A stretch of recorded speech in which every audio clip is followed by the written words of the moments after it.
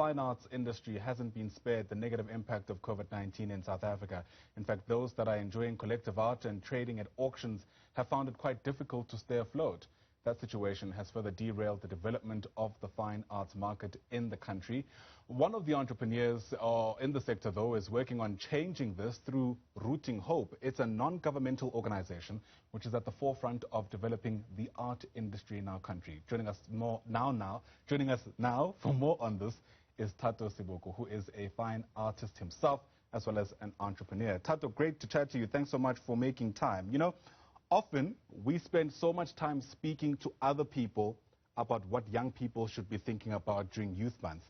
Let me start by just getting your reflections about what you make of this time of the year.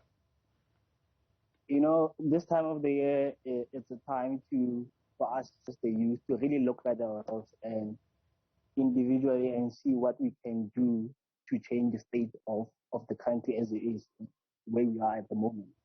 At the moment, we just looked at the stats not so long ago. The unemployment rate going so high, and we really need to look at inside of ourselves and see how we can change that. Because we individually we have the capability, and if we come together, we'll work on that to change that. Yeah, and I guess that's where Rooting Hope comes in, right? Tell us a bit more about it. Yes. Rooting Hope is an NPO that is working on bringing such initiatives forward. I, being the founder of EduCreate, I was looking at the art scene of the province, which is Northwest Province, and being somebody who had the opportunity to go out there and study art.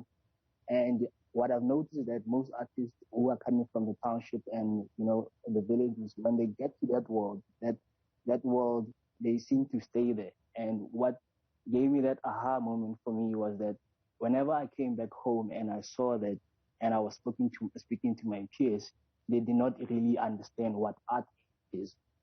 So with EduCreate, I saw it as a gap, and to use my experience and my knowledge to bring that knowledge back at home, empowering back really, because looking at us as Black people, and when we look at art, we seem to look at it as a hobby, whereas it's really can be a career for one to make a living out of. Yeah. So with EduCreate was basically to use that and bringing it back home, because I myself, when I was growing up, and I wished that I had an artist to come down, you know, stand in front of me and tell me that, you know, these are the things that you should do, these are the steps that you need to take. So with my experience being able to go out there, I saw it as an opportunity just to give back to the younger Tato who was yearning for that. I guess so yeah, that's how I'm using it. Right. It brings up questions around how important something like mentorship is in art.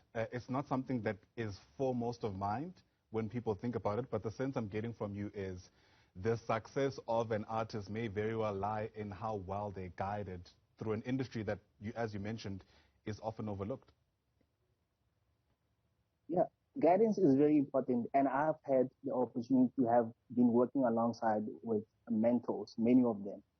When I was still a student studying fine and applied art at Tshwane University, I went under a program at Pretoria Art Museum, and I had a mentor by the name of Mutla Kakong. And now I've been working with a whole lot of programs and a whole lot of people. And with EduCreate, working on co-founding it with Sulefela Sihume, who is now also my mentor as we speak.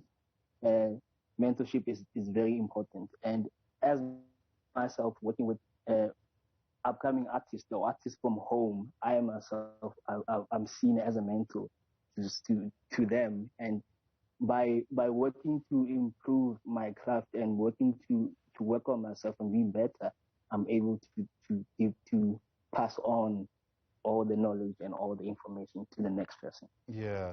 As a mentee to some and a mentor to others, where do you think the gaps still are in the work that you do? The gaps is that as young people, we really need to look inside of ourselves and really look at what we can do. At EduCreate, we have a slogan where we say, be the change.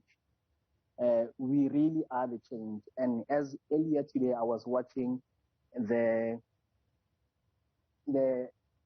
Youth March special of Class of 76, and I got to see what 1976 meant for them. And for us, the youth, and being somebody who was born in the 90s, I have no really understanding and the pain of what the class of 76 went through. And as for the youth of today, and not really commemorate and understand what it took for the country to be where it is, we really need to connect with that, because as South Africans, as Africans, we really need to go back to that thing of Ubuntu. That is really what is going to bring this country together, and really putting the youth at the forefront of changing the state of this country as we speak now. You mentioned how predominantly it appears black families struggle to look at art as a way of making a living. And I guess that raises questions around, yes, there are people who are talented at this, but how do we ensure that they're able to commodify this and commercialize it? How high up the list of challenges is something like that for you?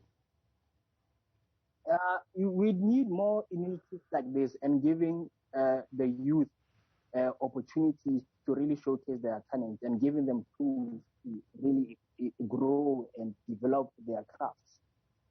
We need to give them more tools and bringing the aspect of teaching them and give them the tools to grow as individuals.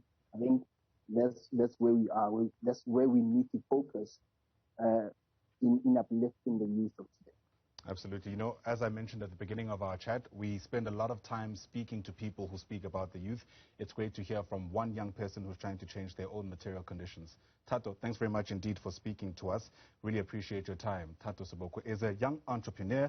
He works in the arts sector and is trying to help other people do the same through an NPO called Rooting Hope. Tato, once again, thanks very much indeed.